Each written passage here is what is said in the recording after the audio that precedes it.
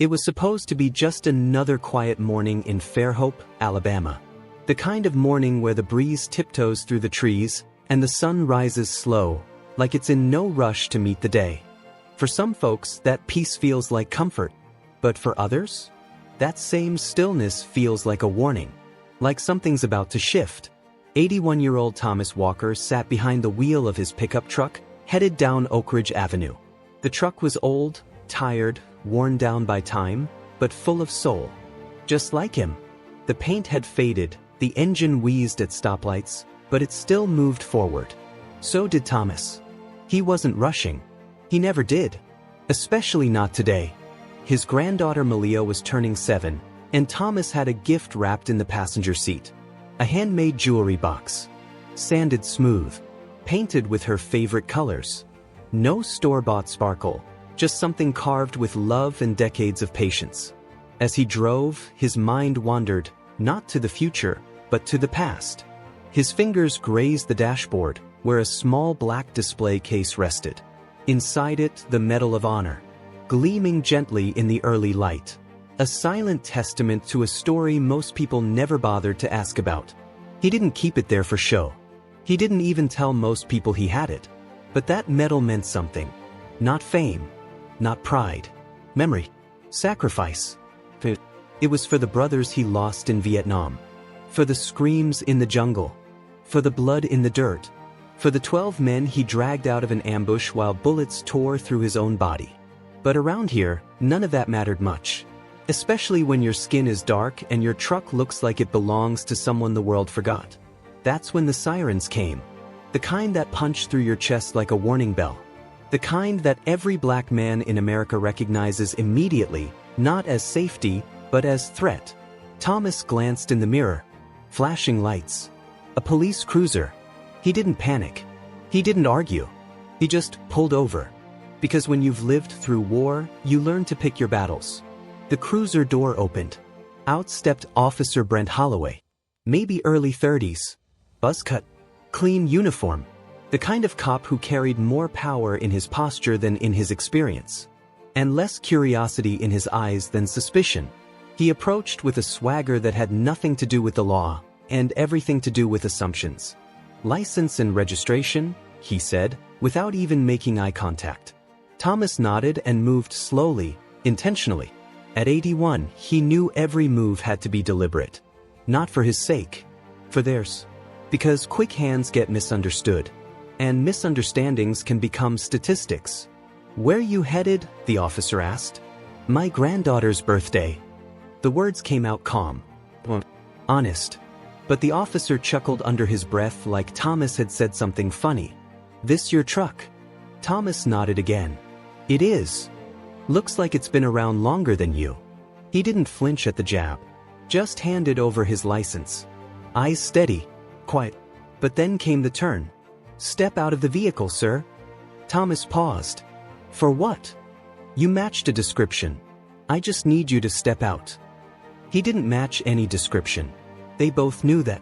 This wasn't procedure, it was presumption. A black man. In a beat-up truck. On the wrong road at the wrong time. Thomas stepped out. Not because he had to, but because he'd learned a long time ago. Dignity is not about who controls the moment. It's about how you carry yourself through it. That's when Officer Holloway saw it. The dashboard. The medal. At first, he squinted, confused. His head tilted. Eyes darted from the medal to the man, then back again. "Is that what I think it is?" Thomas looked at him with a quiet strength. "It's exactly what you think it is." The officer stepped closer, this time without the smirk. He leaned in, reading the small engraved plaque inside the black case.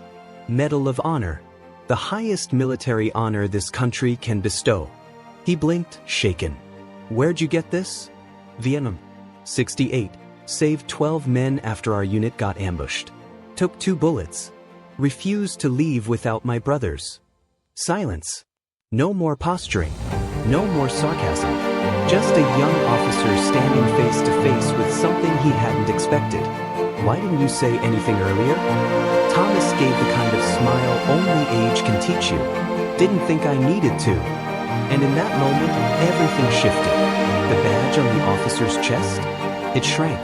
The authority in his voice? Gone.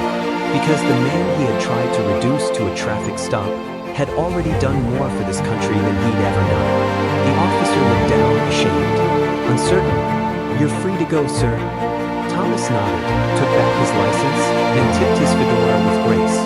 "Next time," he said gently, "maybe ask who someone is before deciding what they're not." He got back in his truck, drove away slow, the metal still catching light like a quiet fire. And Officer Holloway?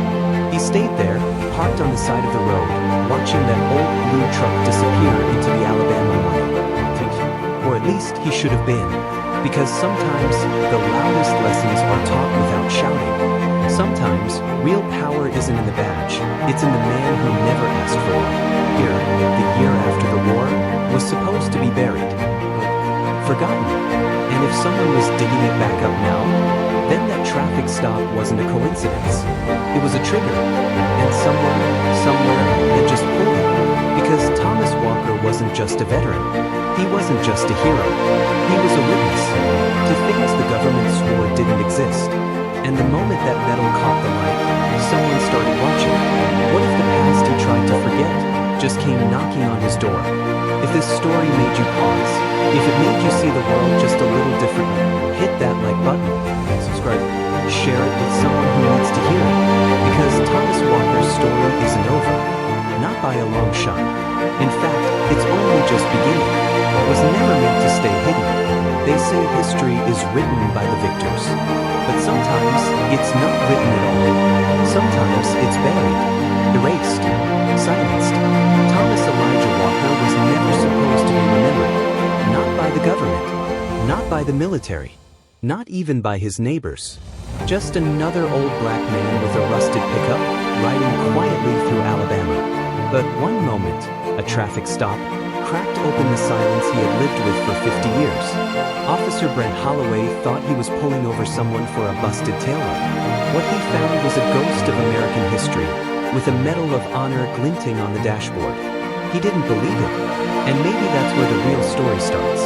Because it's one thing to wear the uniform, it's another to come home and still be seen as less than.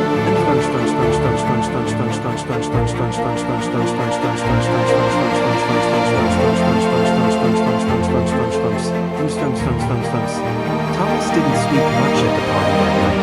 His granddaughter turned 7, cake was eaten, candles blown, but his mind was elsewhere. He could still feel the officer's eyes on him. Still hear the way Holloway said, "Where'd you get it?" As if it was stolen. And that's what haunted Thomas the most. Even with that medal, the highest military honor in the country, even with blood spilled in a jungle most Americans can't find on a map, he was still just a suspect. Still just a black man behind the wheel. That night, Thomas unlocked a safe beneath his floorboards. Inside, a box he hadn't opened in years. Photos, letters, and a file, marked in red, classified, do not release. He pulled it out slowly, hands shaking. Inside it, a name, Colonel Everett Langston, and a memo that made his stomach turn. Subject, memo issued in breach of internal vetting protocol. Correction advised. They tried to take it back, not because he didn't earn it, but because he wasn't supposed to.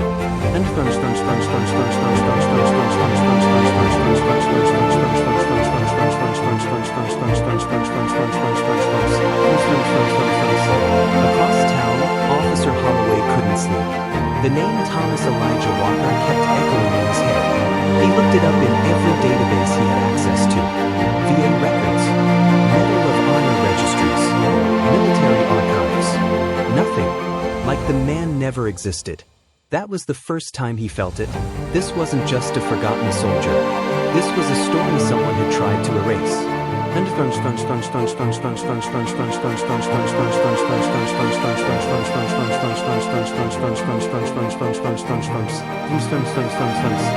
Holloway drove back to the library, requesting archived newspapers from the 60s.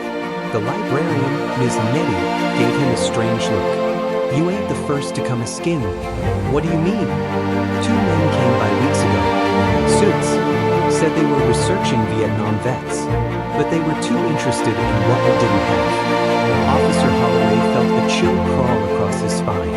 Someone else was covering tracks. He called it a favor to an old friend who worked at the National Archives. Find me anything on a Sergeant Thomas Walker, 12th Infantry, Vietnam, 1968. An hour later, a single line came back. Unnamed soldier rescued 12 unit members from ambush site. Recommended for commendation. No further data. Just like they wanted it.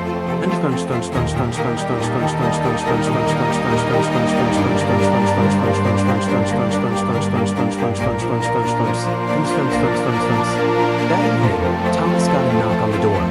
A woman stood there, mid-40s. Watchful. Mr. Walker? My name is Marla Voss. I work with veterans. Some files of yours have been flagged again. He didn't say a word, just stepped aside and let her in. She sat quietly across from him, opened a folder, slid out a photo, black and white, frayed at the corners. It was his unit, 12 men, faces dirty, eyes tired, and there he was, center frame, holding the radio that saved him. They buried this, she said, but not deep enough. Thomas exhaled.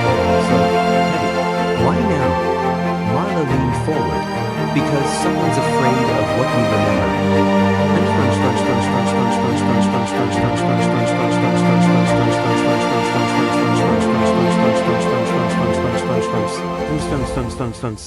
Meanwhile, Holloway made one more call. To a retired colonel listed in an old article from 1970, Everett Langston. The phone rang 5 times.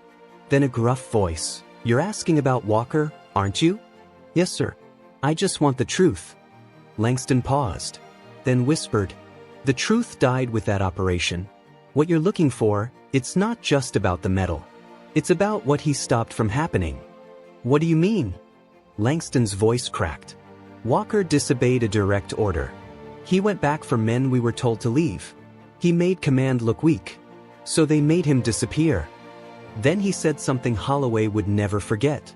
He didn't just save soldiers. He exposed a lie. And they don't hand out medals for that.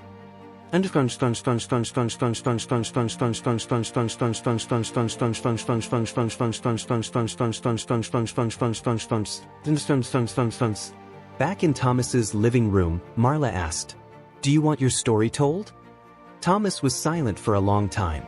Then, slowly he nodded. If it helps even one kid know what dignity looks like, then yes. She passed him a document. I need your signature. We'll reopen the inquiry. We'll testify if needed. Thomas signed. Hand steady. Voice calm. Let them come.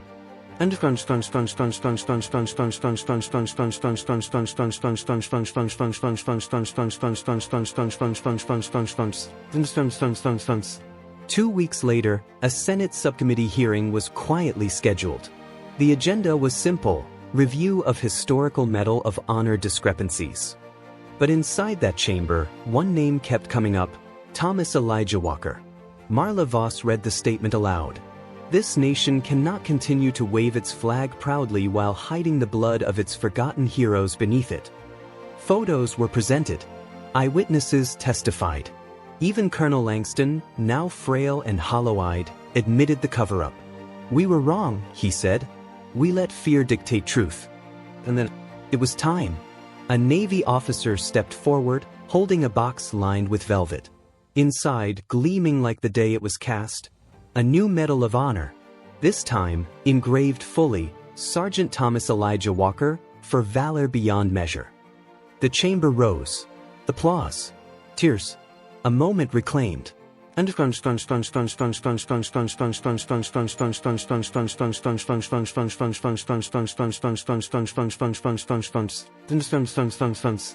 Outside, on the Capitol steps, Thomas stood beneath the open sky. Marla beside him. Holloway a few feet back, watching. A young black boy walked up, maybe 12, with his mother. Sir, the boy asked, staring at the medal. Did it hurt? Thomas knelt down. Yes, son. It did. Not the wounds from war, but the ones from being forgotten. The boy nodded, serious beyond his years. They remember now. Thomas smiled. Let's make sure they always do.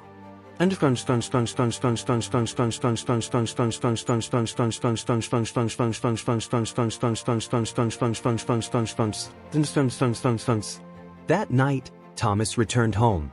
The medal placed gently in his glass cabinet. Photos restored on the mantel. And beneath it all, a quiet peace. Not because justice was perfect, but because silence was broken.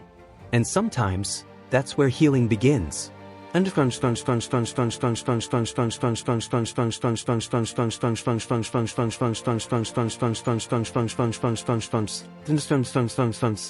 Final reflection. Voiceover outro. Not all heroes wear capes. Some wear scars. Some drive old pickups. Some sit in silence for decades, waiting to be heard. Thomas Walker didn't ask for recognition. He asked for truth. And that truth came with a cost. Years lost, names erased, and memories buried.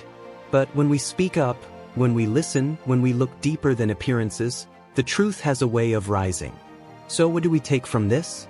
See the people behind the labels. Challenge the stories you're told. And honor those who were never supposed to be seen. Because the fight for dignity doesn't end on the battlefield. It begins when we decide who matters. And now we ask you, the viewers, have you ever witnessed someone's story being silenced? Have you ever questioned the history you were taught? And what does honor really look like when no one else is watching? Drop your thoughts in the comments below. Let's talk. Let's remember. Let's learn. Make sure you like, share, and subscribe.